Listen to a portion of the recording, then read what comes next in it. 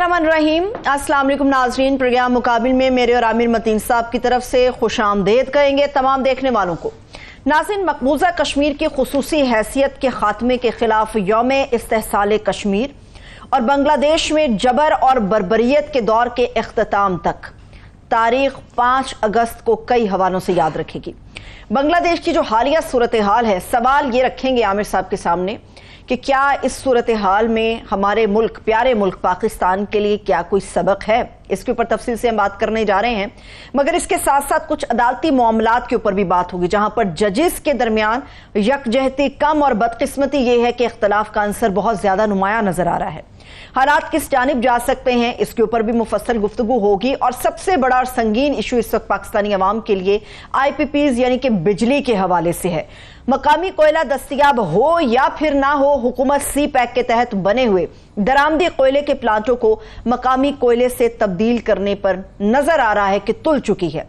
निगरान काबीना के वजीर तवानाई को वफाकी कैबिनेट का हिस्सा बनाना क्या अवैस लगारी साहब की जो कारकर्दगी है उस पर सवालिया निशान नहीं है। तफसीलन इसके ऊपर भी बात करेंगे।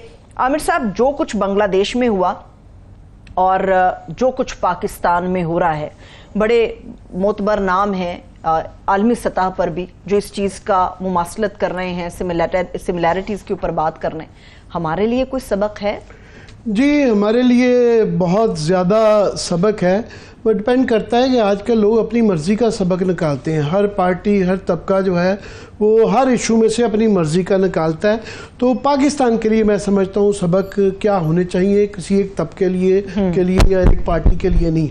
5 अगस्त की हमारे लिए तो बहुत ज़्यादा अहमियत वो कश्मीर की वजह से थी कि 370 वहाँ पे करके कश्मीर की जो स्पेशल हैसियत थी उसको ख़त्म किया गया। हम यौम इस्तेहसाल यहाँ मना रहे थे, मगर आज 5 अगस्त में एक और अहमियत उसकी ये बन गई कि बांग्लादेश में दोबारा एक दफ़ा एक सियासी तवाज़ुन जो है वह पेंडुलम की तरह ना, एक यूं करके घड़ी की घड़ियाल की तरह यूं जाता है तो यूं जाता है, तो एक दफ़ा दोबारा पलड़ा जो है ना बिल्कुल दूसरी तरफ जा गिरा, पलट गया। और अब पता नहीं ये सियासी इस्तेहकाम कहाँ जाके उनका ठहरेगा।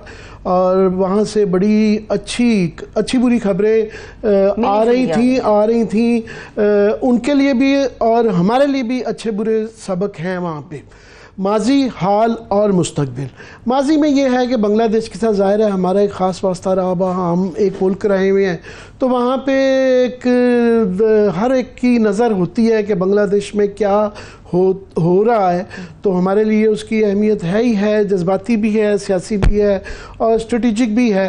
तो माजी का वहाँ जो सबक जो मैं समझता हूँ वो ये है कि पोलराइजेशन वहाँ पे ये 50 साल के अंदर आप देखें ना, 1971 से अब लगा लें 52 साल कर लें, तो 52-53 साल में 2-3 चीज़ों के फैसले नहीं हो पा रहे थे। एक तो वहाँ भी हमारी तरह आमरीत वर्सेस जो है ना जमहूरियत की एक रही। अब वो जमहूरियत तो कहने को आ गई, मगर नाम की जमहूरियत थी। वहाँ भी जमहूरियत के अंदर एक जबर का निज़ाम और एक आप जमहूरी निज़ाम के अंदर भी फ़र्क होता है। और फिर वहाँ पे एक बहस रहती है सेकुलर वर्सेस इस्लामिक, कि वहाँ पे सिर्फ ये हसीना वाजिद और खालिदा ज़िया BNP वर्सेस अवामी लीग पार्टी का नहीं था पॉलिटिकल, ये भी था। जमात इस्लामी एक बीच में थर्ड फैक्टर रहा, और जमात इस्लामी का क्योंकि पाकिस्तान के साथ लिंक कर दिया जाता है, तो वहाँ पे हसीना वाजिद ने बहुत पिछले 20 साल से आज़ादी शख्सी कोई नहीं रह गई थी, फांसियाँ जमात इस्लामी की लीडरशिप को दिलवाई गई, और एक बहुत ज़्यादा एक ऑटोक्रेटिक किस्म का वहाँ पे निज़ाम था। बांग्लादेश के लिए उन्होंने ये ज़रूर कमाल किया था कि वहाँ पे तरक्की, बहुत बेमिसाल किस्म की तरक्की बांग्लादेश ने की, जिसकी वजह से ये 20 साल से सिलसिला चल रहा था। और हम ये मिसाल देते थे कि ये अखज़ किया जाता था कई दफ़ा कि जनाब देखें, तरक्की जब कर लेते हैं तो लोग बड़ा कुछ बर्दाश्त कर लेते हैं कि उनका निज़ाम, उनके ये तमाम बुरी जो चीज़ें थीं वो दब जाती थी, क्योंकि उन्होंने तरक्की बेमिसाल किस्म की बांग्लादेश को की। बांग्लादेश की देखें पर कैपिटा जो है हमारे से तकरीबन डबल होने को जा रहा है। उनके एशियन टाइगर और सबसे ज़्यादा इंडिया और पाकिस्तान से पर कैपिटा उनका बेहतर हो गया था। तो इन चीज़ों की वजह से, मगर अब जो है उनका हाल ये पिछले चंद दिनों से, हफ्तों से चल रहा था, सबक ये था कि ये नज़र आ रहा था कि ये सस्टेनेबल नहीं था, मगर वो एक गलती करता है, गलती पे गलती हो जाती है। तो 300 के करीब जो है ना हलाकतें हो चुकी थी सिर्फ ये 24 घंटे के अंदर, जो है 100 लोग जो है ना एक दिन के अंदर 100 लोग मारे गए। और ये एक सस्टेनेबल नहीं था, मगर जो इख्तियार में बैठे होते हैं उनको समझ नहीं आती कि ये कंट्रोलेबल कब जो है। हम आज तक बैठ के 77 का सोचते हैं कि ओहो देखें ना, सियासतदान आपस में बैठ के उन्होंने तस्फिया कर लिया था और पॉलिटिकल सोल्यूशन निकाला, मगर वो नहीं निकल पाया और उसकी आड़ के अंदर यहाँ पे मार्शल लॉ लगा दिया गया। तो आज तक बहसें रहती हैं किसने क्या गलती की। तो ये बांग्लादेश की भी ऐसे ही हमारे साथ सिमिलैरिटीज़ हैं, तारीख की भी हैं और मौजूदा सियासत की भी हैं कि किसकी क्या गलती थी। ये तो मुस्तकिल के अंदर होगा। ठीक है, अगर आप इजाज़त दें आमिर साहब, इस वक्त हमारे साथ साबिक सिफारतकार बांग्लादेश में पाकिस्तान की तरफ से सर्व भी करते रहे शाहिद कियानी साहब मौजूद हैं। सर बेहद शुक्रिया आपके वक्त के लिए। बांग्लादेश की हालिया सूरत हाल पर इनसे बात करें। जी शाहिद कियानी साहब बहुत शुक्रिया हमें ज्वाइन करने का। आपको मेरी आवाज़ आ रही है? जी बिल्कुल आ रही है जी। ये ज़रा हमें थोड़ा सा, आप वहाँ पे सफ़ीर रहे हुए हैं, बड़ी गहरी निगाह रखते हैं बांग्लादेश के ऊपर, ये बताएं कि ये पूरी दुनिया ये देख रही थी टेलीविज़न के ऊपर, और जिस तरह हमने देखा कि अरब स्प्रिंग हुई तो और कई मुल्कों में हुआ, तो ये हसीना वाजिद को नहीं नज़र आ रहा था, मगर ये आपके लिए ये एक्सपेक्टेड था कि ये होने जा रहा है, और इसके अब क्या हाल और मुस्तकबिल कैसे देख रहे हैं बांग्लादेश का?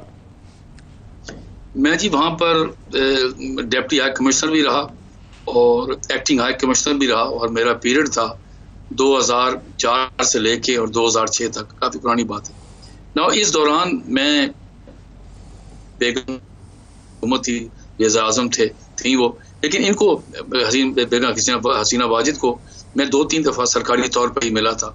हमारी रिक्वायरमेंट होती लीडर ऑफ द अपोजिशन के साथ एक रब्ता रखना। उस वक्त जब मैं मिला था इनको तो बहुत डिसेंट लेडी लगी थी और बड़ी समझदार, लेकिन इनके जो इर्द गिर्द लोग थे, मैं उनके अब नाम भूल रहा हूँ, वो एक अजीब और गरीब किस्म के लोग थे कि जब आप उनको मिलने चाहते तो पहले इनके पास बैठ जाते थे ना 5-7 मिनट, जब तक वो अपने कमरे अपने घर में थी वो आती थी। तो ये एक अजीब और गरीब किस्म की बातें करनी जी। आप do you know what happened in 71 ये वो। तो मैं उनको ये कहता था, देखें हमने आपकी गवर्नमेंट को रिकॉग्नाइज किया हुआ है, हम आपके साथ यहाँ पर बैठे हैं, एम्बेसी का काम है to act as a bridge और टू मूव ऑन। जो कुछ हो गया वो हो गया उसमें, और हम चाहते हैं कि पीपल टू पीपल कांटेक्ट हो, बिजनेसेस आपस में मिलें और आगे का सोचें। लेकिन इर्द गिर्द जो लोग थे वो किसी नेशनल डे पे भी मिलते थे, अजीब और गरीब बातें करते। मैंने तो जब लास्ट टाइम जब मैं वहां से आ रहा था एज ए कमिश्नर, तो मैंने इनको बेगम हसीना वाजिद को मैंने इनके सामने कहा, मैंने कहा जी आप ये जो आपके कंपैट्रियट्स हैं इर्द गिर्द जो लोग बैठे हुए हैं, इनको कहें कि पास्ट को भूलें, आगे चलें। ये ज्यादतियां आपकी तरफ से भी हुई हैं, हम तो केस नहीं बनाते, गलतियां हमसे भी हुई हैं। और आपके ख्याल में कि ये एक जो सबक जो ड्रॉ किया जा सकता है बांग्लादेश से, वो ये है कि सिर्फ मादी तरक्की और इक़्तिसादी तरक्की ही सब कुछ नहीं होता। ये जबर का निज़ाम जब आप कर देते हैं, बहुत ज़्यादा ये शख्सी आज़ादियों को दबा लेते हैं, तो उसका एक्शन का रिएक्शन होता है। क्या ये एक मेजर फैक्टर इसको इस रोशनी में देखेंगे? और आज की सूरत हाल में बताएं तो क्या ये अब वहाँ पे इस्तेहकाम आ जाएगा कि अभी जो है वहाँ पे चीज़ें अभी देखना होंगी कि क्या बुरी हुकूमत क्या बनती है, इलेक्शन कब अनाउंस करते हैं, बीएनपी आती है नहीं आती है, क्या होता है, कैसे देखते हैं इसको? देखिए मैं जब वहाँ था, मैं ज़रा थोड़ा पास बता दूँ, मैंने कोई यूनिवर्सिटी नहीं छोड़ी जहाँ पर मैं ना गया हूँ। बात जी करता था, मिलते थे लोगों को। अब ढाका यूनिवर्सिटी वालों को, दूसरों को मिलते थे, हम दूसरी यूनिवर्सिटी में मिलती थी। फिर इनका बड़ा सीनियर आदमी था जो चट्टग्राम का मेयर था, वो अवामी लीडर था, और मुझसे बहुत सारी चीज हमें पता चली। और हम आपको आवाज आ रही है जी? जी हम सुन रहे हैं सर, आप जारी रखिए। अच्छा सॉरी। अच्छा, तो ये जो मैं बता रहा हूँ कि ये मामला इनकी असल में जो इनकी गलती हुई है, बहुत बड़ा ब्लंडर था बेगम हसीना वाजिद का, वो ये था कि इन्होंने जो इलेक्शन जीतने शुरू किए, इन्होंने फिर ऑपोजिशन को बंद करना शुरू किया। वही हरकत कर रहे थे जो हमें ब्लेम करते थे हमारी हुकूमत को 71 से पहले, कि किसी ऑपोजिशन मेंबर को, लीडर को, बेगम खालिदा जिया जो वजीर आजम रही थी, उनको, उनके फैमिली को इन्होंने इतना तंग करना शुरू कर दिया। और फिर जो असल टर्निंग पॉइंट आया वो इस इलेक्शन में आया। अगर आप रिकॉर्ड पढ़ें तो इनको यूनाइटेड स्टेट्स ने, बाकी मुल्कों ने समझाया कि ये इलेक्शंस लगते हैं कि फेयर नहीं है, और फिर आपने ऑपोजिशन को कोई दीवार के साथ लगा दिया है। ये आपके लिए ठीक नहीं है। मैं एक चीज़ आपके सामने भी रखना चाह रही थी। उन्होंने कहा कि अभी हालात को ट्रैक पर लाना होगा। अभी से कुछ देर पहले खालिदा जिया जो हैं उनकी रिहाई का हुक्म भी सदारती सतह पर उस इजलास में दिया गया। आप समझते हैं ये मुआवन होगा? आप देखें पिछले 20 साल 30 साल के अंदर 20 साल जो है हसीना वाजिद हुकूमत में रही। इसमें 2013 के अंदर भी उन्होंने इलेक्शन में हिस्सा खालिदा जिया की BNP को नहीं लेने दिया गया था। जमात इस्लामी उन्होंने बैन कर दी। अभी ये जो जिक्र कर रहे थे मौजूदा ये 2023 के इलेक्शन उनके और हमारे तकरीबन साथ साथ हुए, तो 23 के इलेक्शन में उनको मौका नहीं दिया गया, वो जेल में रही, फिर नजरें बंद कर दिया गया और उनकी हर 6 महीने बाद एक्सटेंशन कर देते थे। हम ये नहीं रह सकते कि हमारी जो सूरत हाल है हमें क्या सबक हासिल करने चाहिए। काफ़ी सिमिलैरिटीज़ हैं, मुमासलत है हमारे हालात में और वहाँ पे है। तो असल बात ये देखने की कि हम सही सबक इससे सीखते हैं या नहीं सीखते। सही है, ठीक है, आपने सबक की बात की है। मुझे शामिल करने दीजिए इस वक्त सीनियर सियासतदान और साबिक गवर्नर सिंध मोहम्मद जुबैर साहब ने भी हमें ज्वाइन किया। सर बेहद शुक्रिया आपके वक्त के लिए। जरा बांग्लादेश के से लेके आगे बढ़ते हैं। बिल्कुल जुबैर साहब भी इसको बड़ी गहरी निगाह से देखते रहे हैं बांग्लादेश को। मैं जुबैर जो क्विकली एक कमेंट कर दूं कि हमारे लिए जो एक बहुत बड़ा लेसन जो है वो ये भी है कि हमारे यहाँ भी जहाँ भी इलेक्शन हुए कि अदारों का होना बड़ा इम्पॉर्टेंट है, फेयरनेस होनी बड़ी इम्पॉर्टेंट है। और वहाँ भी क्योंकि इलेक्शन फेयर नहीं हुए थे, सबसे बड़ी पार्टी को इलेक्शन BNP को नहीं लड़ने दिया गया, जमात इस्लामी को बैन कर दिया। तो उसके बाद से ये जबर के निज़ाम के अगेंस्ट ये वाला हुआ। हमारे लिए क्या सबक सीखने चाहिए? कोई मुमासलत देखते हैं हमारे उनके हालात में? बहुत ज़्यादा मुमासलत है आमिर, और सबक ये है कि वेदर इट टेक्स 1 ईयर और 2 ईयर्स और 15 ईयर्स जैसे बांग्लादेश में हुआ, eventually it comes to a depressing and sad end, जिस तरह से आज बांग्लादेश में हुआ। मतलब क्या हसीना वाजिद अगर जनवरी 2024 में इलेक्शन में अगर free fair and transparent election करवाती और हार जाती तो आज आराम से ढाका में रह तो रही होती। कम से कम वो इस बुरे तरीके से तो ना फंसती कि कहाँ जाके वो अब रहें। अब इमेजिन करें कि इतना डिप्रेसिंग सीन है। तो पाकिस्तान के जो भी करते धरते हैं उनको समझना चाहिए कि ये सिस्टम होता है ना, फैसिस्ट सिस्टम और जबर का सिस्टम, ये कभी ना कभी खत्म होता है। चाहे वो अयूब खान की तरह 10 साल लगे या ज़ियाउल हक की तरह 11 साल लगे, बट इट एंड्स। और वो फिर एंड जब होता है तो उसमें सिर्फ वो जो जाबिर है या जो फैसिस्ट है वो सिर्फ नहीं जाता, उसकी फैमिली नहीं, उसकी पार्टी नहीं, पूरा पाकिस्तान, पूरे कंट्री को नुकसान पहुंचता है। तो फेज एक ये सीखने की बात है कि भाई खुदा के लिए जो अवाम सबसे ज्यादा इम्पोर्टेंट स्टेक होल्डर है, और अगर अवाम की राय का एहतराम नहीं करेंगे तो चाहे वो आज हो या कल हो, होना तो जरूर होगा कि उस बुरे तरीके से जिस तरह से आज हमने बांग्लादेश में देखा है, ढाका में देखा है कि 45 मिनट सिर्फ उनको मिले, सिर्फ 45 मिनट मिले, और बावजूद इसके कि वहाँ बांग्लादेश में मईशत पाकिस्तान से बहुत ज्यादा अच्छी थी। बहुत उनका क्रेडिट था कि उन्होंने टर्न अराउंड बांग्लादेश को कर दिया था, और सिर्फ 45 मिनट मिले और उसमें तकरीर भी नहीं करनी दी, उनको घर का सामान नहीं पैक करने का मौका मिला। और जो मुजीबुर रहमान के ये दिन भी देख रहा था कि मुजस्समों को लोग तोड़ फोड़ रहे हैं, उनके बेडरूम तक जो है लोग पहुंचे हुए हैं और जिस तरह की मार दाड़ हुई है, तो बड़ा आयरॉनिक भी है और सबक आमेज भी है। प्लीज जारी रखिएगा। जी बिल्कुल बिल्कुल आमिर, मैं वही कह रहा था ना कि अब वो जाहिर सी बात है कोई ऐसा इंस्टीट्यूशन जो कि इस चीज को पहले से, अगर वो बांग्लादेश की फौज ने जो आज कदम उठाया है, I am sure behind the scene वो जरूर हसीना वाजिद को, प्राइम मिनिस्टर को समझाने की कोशिश कर रहे होंगे। लेकिन ज्यादा इम्पोर्टेंट ये है कि जनवरी 2024 में जब इलेक्शन करवाने का वक्त था तो उस वक्त उनको एक रोल अगर वो प्ले करते बांग्लादेशी फौज कि जी इसको फ्री फेयर और ट्रांसपेरेंट होने दें, ऑलरेडी आप 15 साल रह चुकी है, अब जरा फ्री फेयर इलेक्शन करवाए और मुंतखब नुमाइंदे को दें। जो बांग्लादेश नेशनलिस्ट पार्टी अभी खालिदा जिया का थोड़ी देर पहले आया था कि उनको रिलीज कर दिया है, और इसी तरह से जमात इस्लामी भी बाहर आ गई है। तो एक क्योस है, और ये एक जो चेंज ओवर है ये अभी हमें नहीं पता आज के हवाले से तो मैं कहूँगा कि एक खुशाइन दिन है, क्योंकि जबर जहां भी होगा और वहां खत्म होगा, मुझे तो बड़ी खुशी मिलती है। तो आज उस हवाले से तो बड़ा इत्मीनान बख्श खुशी का दिन है। लेकिन हमें, आप भी एग्री करेंगे कि हमें ये नहीं पता बांग्लादेश यहाँ से आगे कैसे जाएगा। ये जो आज निज़ाम कायम हुआ है, एक जो इंटरम सेटअप आया है, ये कितने अरसे तक रहेगा, कब इलेक्शंस होंगे, क्या होगा क्या नहीं होगा। और वो अवामी लीग जिसके पास 2/3 से ज्यादा मेजोरिटी थी, अब वो छुपते फिर रहे हैं। आप सोचें जी, एक और जुबैर जो बड़ा सबक है हासिल करने का, बिल्कुल यही वाली बात है कि ये अभी तो चले वहाँ पे जबर का निज़ाम ख़त्म हो गया, मगर आगे नहीं पता कि इस्तेहकाम आता है नहीं आता है। जो इकनॉमिक टर्न अराउंड था, अगर ये नहीं रहेगा तो एक फैक्टर वहाँ पे कोटा के अलावा वहाँ बेरोज़गारी और महंगाई भी थी, तो उसको नहीं देखा।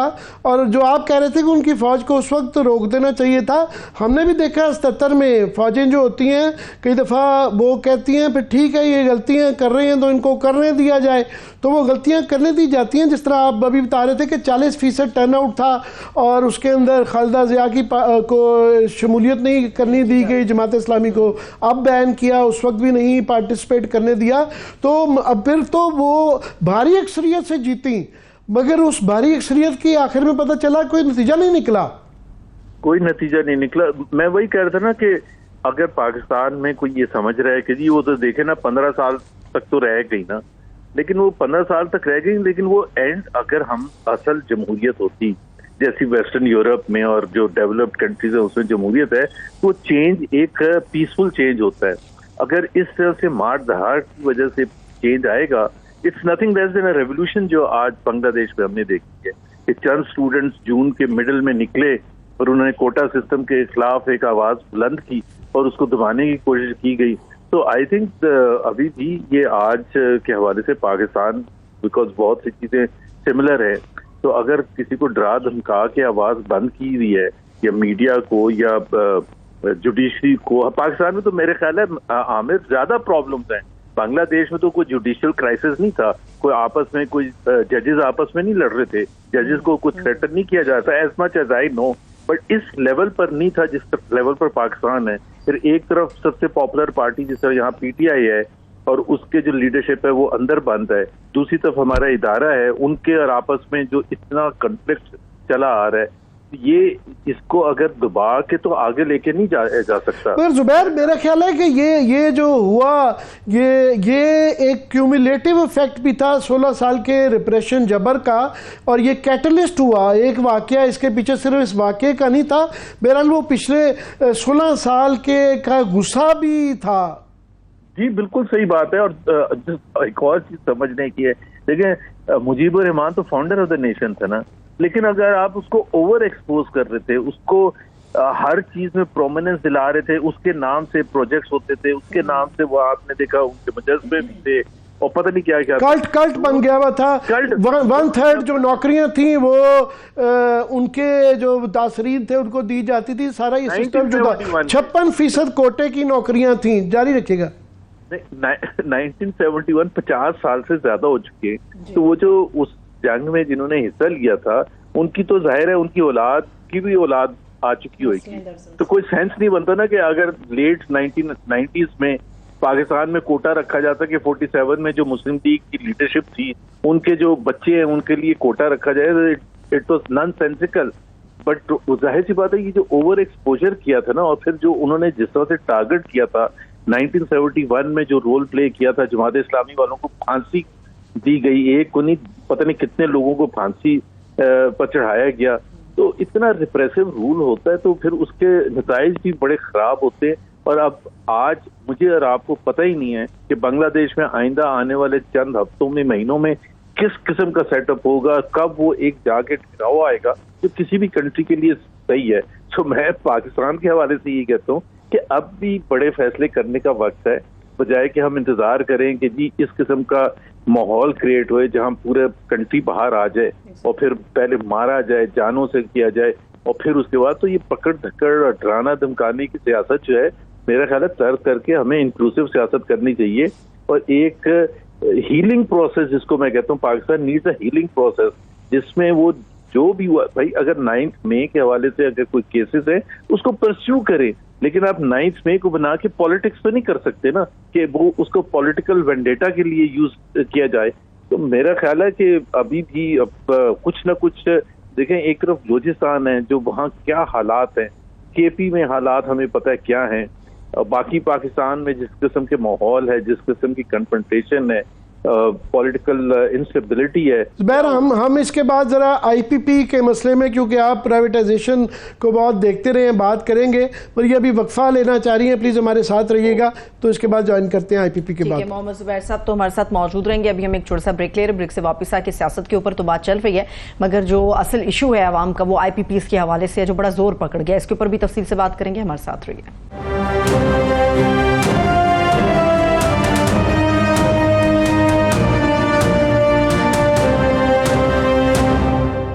के बाद एक बार फिर से खुश आमदेद कहेंगे तमाम देखने वालों को।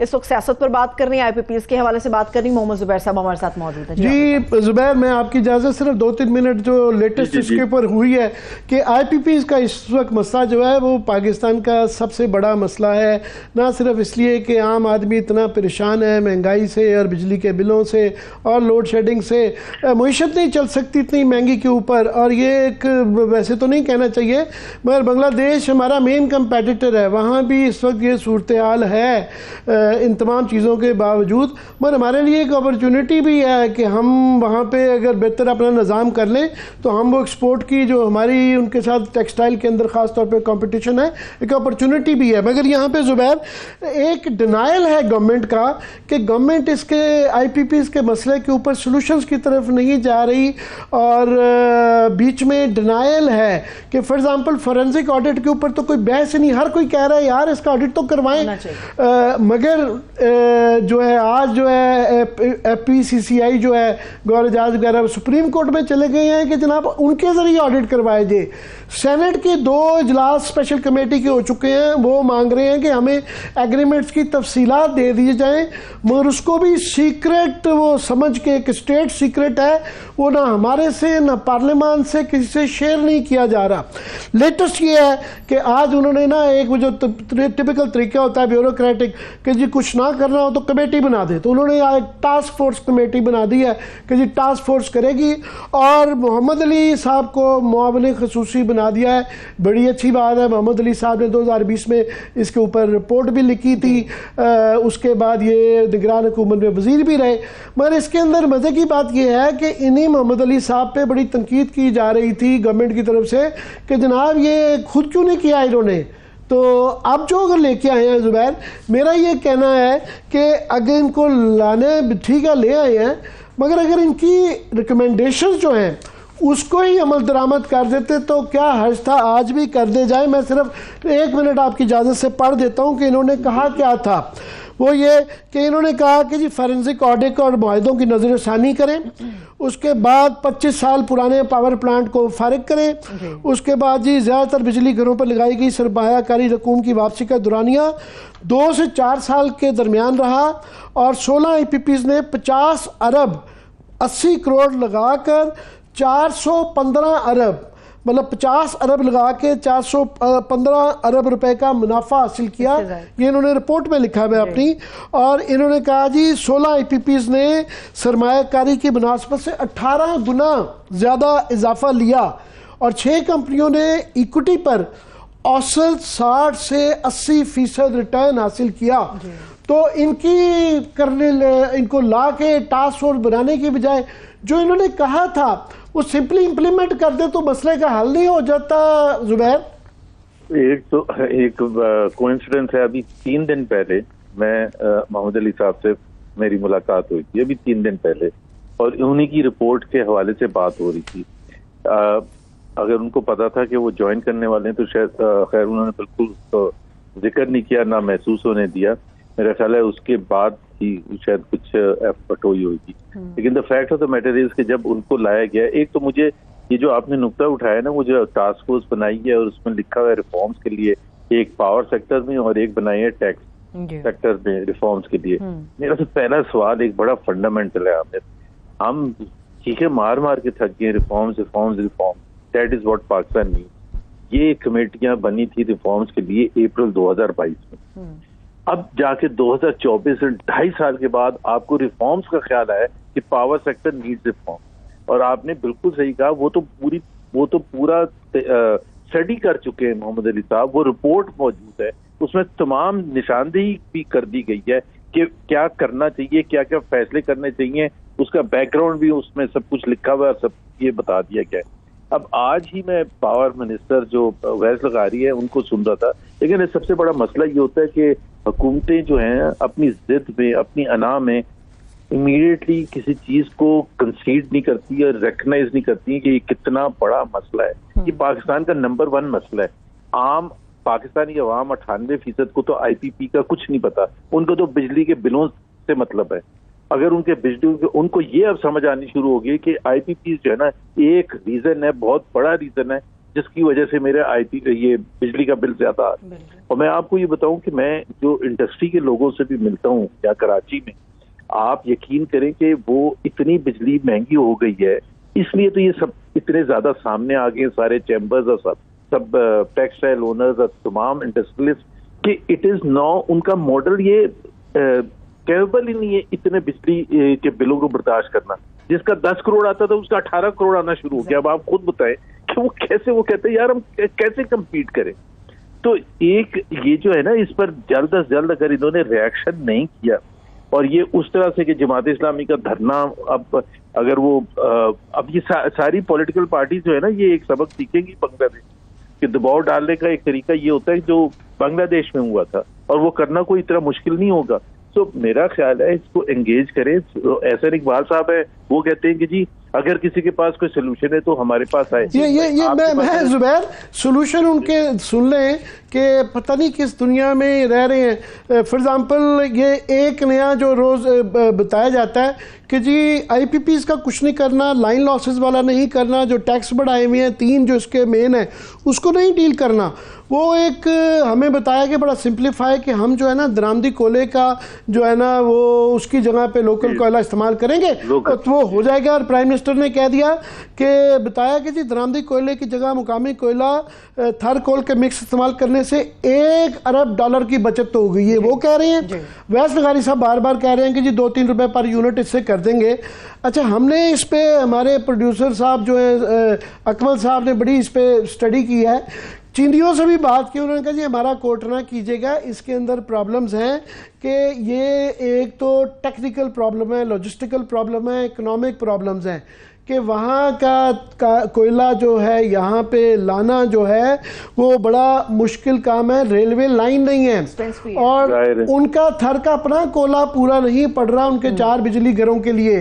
वो गालबन 8 मिलियन है और 12 मिलियन और चाहिए, और उसको थर को रेलवे लाइन नहीं है, सड़कें नहीं हैं कि कैसे लाया जाएगा। फिर उसके फिजिबिलिटी के इश्यूज हैं बेताशा। तो इतनी ज़्यादा वो हैं। टेक्निकली ये बताया जा रहा है कि जो उसके लिए $2 बिलियन चाहिए, 500 मिलियन नहीं चाहिए हैं, और टेक्निकली शायद करना पॉसिबल ना हो क्योंकि उसका जो कोयला है उसको स्टोर नहीं किया जा सकता थर वाले को। टेक्निकल ग्राउंड्स पे वो कह रहे हैं कि ये मुश्किल होगा। जी, मेरा ख्याल है हुकूमत को इसको जो चैलेंज है ना, इसको उसकी जो नज़ाकत है, उसकी जो सेंसिटिविटी है उसको समझना चाहिए और खुद बैठ के प्रपोजल्स देने चाहिए। अब अगर ये लेट हो जाएंगे फिर ये रिएक्ट करना शुरू करेंगे और उस वक्त तक देर हो जाएगी। And I think they have to realise कि 2 साल इन्होंने ज़ाया कर दिए। अब अगर वो मोहम्मद अली साहब की रिपोर्ट लेके आएंगे, मोहम्मद अली किस बेसिस पर बात करेंगे? अब कोई और सोल्यूशन वो क्या देंगे? वो तो दे चुके 2021 में, उनकी रिपोर्ट मौजूद है। अगर आपने उनको लेके आए हैं तो आपको ये समझना चाहिए कि he can't go back to his word. So the report is ready. I think that needs implementation and that मुझे शक पड़ता है कि मोहम्मद अली साहब को लाया है गया है क्योंकि उनकी कोर्ट बार बार की जाती थी रिपोर्ट जो है, तो कि अपनी ही उस रिपोर्ट के अंदर से कोई न्यूट्रलाइज उसको किया जाए और कोई तरीका बताएं कि आपको आपकी रिपोर्ट के जरिए कैसे तबाह किया जाए। हाँ, वो तो जो भी है वो obviously he is not a political person, तो वो उनको क्या यकीन दहानी करा के लेके आए हैं। लेकिन मैं आपको ये बता दूं कि चाहे वो एहसन इकबाल हों या दूसरे लीडर्स हों जो सीनियर लीडरशिप है, उनको कोई क्लू नहीं है और 4 महीने में उन्होंने बिल्कुल हाथ जोड़ दिए कि पाकिस्तान इस वाली हुकूमत के पास तो पाकिस्तान की प्रॉब्लम्स का कोई भी सोल्यूशन नहीं है। उन्होंने कहा ना कि अगर किसी के पास है तो आके बताए, तो आप आए किस लिए थे? आपने आके ये सब चीजें करनी थी। You have delayed the whole process. Now energy crisis has hit them on the face like no other crisis. तो मैं आपको ये बताऊं कि अगर इन्होंने जल्द से जल्द वो फैसले ना किए जिससे इंडस्ट्री या अवाम को कोई बेहतरी नजर ना आई, 2026 का कोई नहीं इंतजार करेगा, 2027 से कोई नहीं इंतजार करेगा। अब इस चीज का ये बताना कि जी हम स्टडी कर रहे हैं, हम इस वक्त रिव्यू कर रहे हैं आईपीपीज को, भाई आप साल पहले क्यों नहीं किया था? एक और वो दूसरी तरफ वो सुप्रीम कोर्ट पहुंच गए गौहर इजाज साहब, so he is keeping this thing in the spotlight. वो वापस जाने वाले नहीं है। तमाम फॉर एग्जांपल जो कैपेसिटी पेमेंट्स हैं अगर नहीं डील की तो अगले साल यो कह रहे हैं 2.1 ट्रिलियन की बजाय 2.7 ट्रिलियन होगा। इस तरह ही टैरिफ भी बढ़ेंगे, इस तरह ही लाइन लॉसेज और उसका भी जो डिस्ट्रीब्यूशन के लॉसेज हैं वो भी कह रहे हैं कि अगर उसको डील ना किया गया, प्राइवेटाइज ना किया गया या बाकी चीज़ें ट्रांसमिशन डिस्ट्रीब्यूशन के मसले ना हल किए तो वो भी बढ़ेगा। मेरा सवाल ये है कि कॉमन लॉजिक है और गवर्नमेंट होती है वो देखती है कि जनाब अगर वो मईशत ठीक कर लें और आवाम का मसला हल करें तो उनका भी भला है, गवर्नमेंट को लोग शुक्रगुजार होंगे, इनको वोट देंगे, शायद इनका टर्न अराउंड आ जाए। मगर मुझे मंतक समझाएं जुबैर कि ये ऑब्वियस इसकी एक बेनिफिट्स देख के also to the party Noon league and government, उसके बावजूद ये जब नहीं करते और न्यूट्रलाइज कर रहे हैं, रोक रहे हैं, तो इनकी क्या मंतक हो सकती है, क्या वजह हो सकती है? मेरा तो बिल्कुल ऐसा है, देखें ये हुकूमत ऐसे नहीं लग रहा कि ये 4.5 साल से ज्यादा और पीरियड रहता है इनका। ये बिल्कुल ऐसे लग रहा है कि वो 3 साल हो चुके हैं और बिल्कुल थक हार चुकी है। बॉडी लैंग्वेज आप देख रहे हैं प्राइम मिनिस्टर से लेकर सीनियर मिनिस्टर्स की, वो बिल्कुल ऐसे है कि जी the pressure is so much and the challenges are so big कि उनके बस की बात ही नहीं लग रही है। और ये उसकी जो सबसे बड़ी रीजन होती है, साथ में उनको ये पता है कि हमारे पीछे अवाम नहीं खड़ी, मैंडेट हमारे पास है नहीं, एक इंस्टीट्यूशंस के आपस में एक जंग चल रही है। अदलिया एक तरफ है, पार्लियामेंट एक तरफ है, पार्लियामेंट और अदलिया की तो बाकायदा लड़ाई है ना।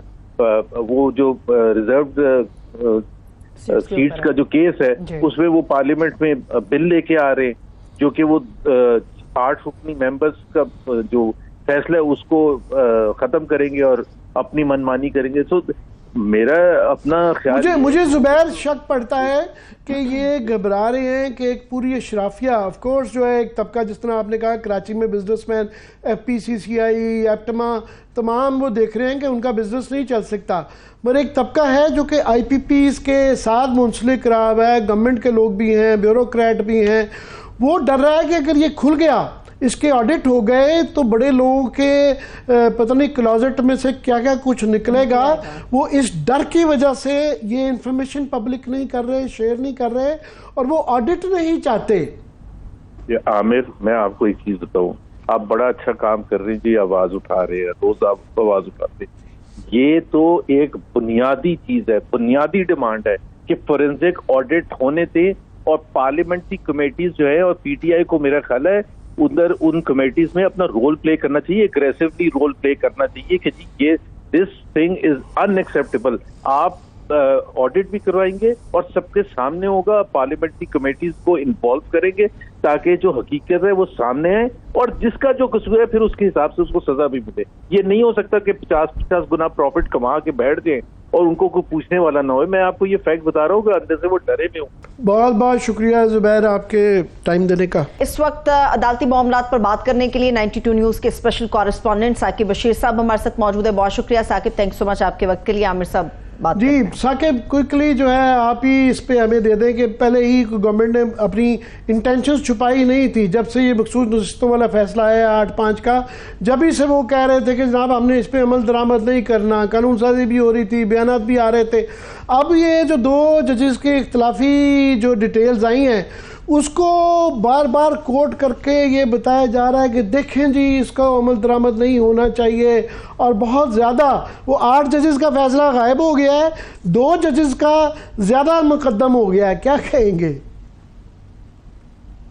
जी बिल्कुल, दो जजेस का फैसला तो कानूनी या आईनी तौर पर वो बाइंडिंग नहीं है, प्रिवेल नहीं करेगा। प्रिवेल तो 8 जजेस का फैसला ही करेगा, लेकिन दो जजेस ने बहुत सारी चीजें लिखी हैं, ठीक है, उनका अपनी राय है, लेकिन 2-3 चीजें बहुत एक्स्ट्रा लिखी गई हैं। पहली बात तो ये है कि जो उन्होंने वो अपना एक सीक्वेंस बांधा जिसमें उन्होंने कहा कि ये एक गैर आईनी इकदाम है और पीटीआई को जो नशिस्तें नहीं मिल सकती, और आगे जाकर वो कहते हैं कि गैर आईनी इकदाम जो है वो जो आईनी इदारे हैं वो उनको तस्लीम नहीं करना चाहिए उनको। तो ऐसे तासुर मिल रहा है जैसे इनका जो है वो फैसला जो है वो आईनी है और बाकी जजेस का गैर आईनी है। एक तरगीब का एक पहलू, एक तासुर जो है वो इससे मिला एक। और दूसरी बात इन्होंने जो की कि जो फैसला तफसीली फैसला अगर ना आया तो जो गैर मुअस्सर हो जाएगी नजरसानी, ये भी जो है वो फ्यूचर को पहले प्रिडिक्ट करना, और वो भी वजाहत में अपनी जो इजाफी आपके जो उसमें था अकलीती फैसला था, तफसीली फैसला, उसमें ये 2-3 चीजें जरूरत ही नहीं थी इसमें जिक्र करने की। सिंपली उन्होंने बताना था कि हम क्यों फैसला दे रहे हैं कि पीटीआई को नशिस्तें नहीं मिलनी चाहिए, सुन्नी दाद काउंसिल को नहीं मिलनी चाहिए और बाकी पॉलिटिकल पार्टीज को मिलनी चाहिए। ये पेशावर हाईकोर्ट का फैसला जो है वो दुरुस्त है। वैसे कानूनी तौर पर या आईनी तौर पर ये किसी तौर पे भी बाइंडिंग नहीं है, लेकिन मखसूस नशिस्तों के केस में जो तफसीली फैसला है वो आइंदा चंद रोज में आ जाएगा। एक और जो चीज जो बड़ी अहम है, वो हुकूमत वक्त जो बातें कहती थी वो बहरहाल हुकूमत को बहुत कुछ बेचने को मिल गया है, वो उनको मवाद मिला है। वो बातें जो वो कहते थे वो जो है वो 2 जजेस के फैसले में भी उनका रिफ्लेक्शन जो है वो हमें नजर आती है किसी ना किसी तरह। एक ये जो इतराज़ात आ रहे हैं कि जनाब जस्टिस अमीन साहब के हवाले से कि ये 61(2)F के उस फैसले में भी थे और मेन उसके अंदर जो थी पिटिशन वो और थी, और ये बीच में 62(1)F लेके आया गया। फिर नौकरियों के हवाले से जो एक बेंच था उसमें भी आउट ऑफ द वे जाके अदालत ने वो मेन प्ली से हटके किया गया है। तो माजी में ऐसे प्रेसिडेंट रहे हैं, जबकि ये उन फैसलों के हिस्सा रहे हुए हैं जहाँ पे ये पहले भी हुआ है। जी बिल्कुल, ये बड़ा वाज़ेह है कि वो जो सैक्ड एम्प्लॉयज का केस था, हजारों की तादाद में जो एम्प्लॉयज थे। हमेशा से सुप्रीम कोर्ट ऑफ पाकिस्तान जो मुकम्मल इंसाफ का 187 का जो इख्तियार इस्तेमाल करती है, वो गैर मामूली हालात में गैर मामूली इख्तियार जो है वो इस्तेमाल किया जाता है। तब भी ये था कि हजारों की तादाद में उसमें मुलाजिमीन थे जिनका मामला था। सुप्रीम कोर्ट ने उनकी जो रिव्यू पिटीशन थी उनको खारिज किया, सो मोटो लिया और कंप्लीट जस्टिस में जाकर उनके लिए जो है वो रास्ता निकाला। और जस्टिस अमीनुद्दीन खान उस बेंच में मौजूद थे। फिर जो 62(1)F की जो तशरीह की और जो हुकूमत की लेजिस्लेचर को माना गया, तब भी सुप्रीम कोर्ट के सामने वो मामला मौजूद नहीं था। इसके बावजूद उस तरफ सुप्रीम कोर्ट गई, रास्ता निकाला और उसमें ये समझ रहे थे, और उसमें मियां मोहम्मद नवाज शरीफ साहब और जहांगीर तरीन वो जो बेनिफिशरी थे उस वक्त, तो वो रास्ता जो है निकाला गया। ये कोई गैर मामूली चीज नहीं है, कोई गैर मामूली वाकया नहीं है, लेकिन हुकूमत वक्त क्योंकि ये तय कर चुकी है हमने मानना नहीं है और लेजिस्लेशन ला रहे हैं। बिल आज उन्होंने पेश करना था कौमी असम्बली में, वो पेश नहीं किया, आज जो है वो कल पेश किया जाएगा। तो हुकूमत वक्त तो पूरी महादराई की जो है वो कोशिश कर रही है, और वो भी किसके साथ, जो आने वाले चीफ जस्टिस के साथ। लेकिन जब फैसला आएगा तो ये इतलात हैं, उसमें जो इलेक्शन कमीशन ने वजाहत मांगी उसका भी जवाब होगा। इसके अलावा भी इलेक्शन कमीशन के खिलाफ चार्जशीट भी हो सकती है, और सुप्रीम कोर्ट ने क्यों क्विकली जो वहाँ पे जो कानून साजी की जा रही है कि वो है, तो उसके ऊपर तो बड़ा क्लियर है आइन कानून के रेट्रोस्पेक्टिव इफेक्ट नहीं होता, आइंदा जो मर्जी कर लें, और जो पहले हो गया हुआ है इस फैसले को तो वो न्यूट्रलाइज नहीं करता। जी बिल्कुल, वो पहले का तो हो ही नहीं सकता। ये तो अदालतों में तय शुदा एडमिटेड फैक्ट्स और तस्लीम शुदा हकीकत है। अदालतें हमेशा से ये कहती हैं कि एक कानून जो है 8 फरवरी से पहले या कोई सर्टेन डेट पे तारीख पे कानून था ही नहीं, जिस बंदे ने एक्ट किया उसको क्या पता कि ये फ्यूचर में कानून बन जाएगा। तो इसलिए अदालतें कहती हैं तब से इसका कोई इफेक्ट नहीं होगा। हुकूमत की ये कोशिश बहरहाल है कि किसी तरीके से इसको जो है वो इसमें लाया जाए, और जो बिल्कुल स्पेसिफिक लेजिस्लेशन लाई जा रही है वो 12 जुलाई के फैसले को गैर मौसर करने की जो है वो एक कोशिश की जा रही है। अब ये महाजराई क्यों करना चाह रही है हुकूमत, ये हुकूमत को इसका पता होगा। लेकिन एक चीज बड़ी वाज़ेह है, तय है कि जो 12 जुलाई का फैसला है 8 जजेस का, वो प्रिवेल भी करेगा और उसमें हर चीज जो है वो बड़ी क्रिस्टल क्लियर आ जाएगी तफसीली फैसले में। ठीक है। अच्छा साकिब, जाते जाते एक आम सवाल, चूंकि आपके पास कोर्ट के अंदर के मामलात की बड़ी अहम खबरें होती हैं, क्या आप इस बात की तस्दीक करेंगे कि चहमगोइयां इस किस्म की हो रही हैं कि मंसूर अली शाह साहब मुमकिन तौर पर अगले चीफ जस्टिस तो होंगे, लेकिन ये खबरें आ रही हैं कि शायद मोस्ट सीनियर 3 ऐसे जजेस सुप्रीम कोर्ट के हैं, उनमें से कोई इंतखाब किया जाए? क्या आप तस्दीक करेंगे? कुछ ऐसी खबरें आ रही हैं? नहीं खबरें तो मतलब लोग फैलाने वाले फैला रहे हैं, लेकिन ऐसा कुछ भी नहीं हो रहा, ना हो सकता है, ना होगा। मेरे ख्याल में ये बहुत बड़ा डिजास्टर होगा अगर इस तरफ बड़े ब्लंडर हो रहे हैं, मगर इसकी कानूनी और आईनी कोई गुंजाइश नहीं निकलती अंटिल अनलेस के कोई 2/3 मेजॉरिटी के जरिए कोई तरामीम ले आए।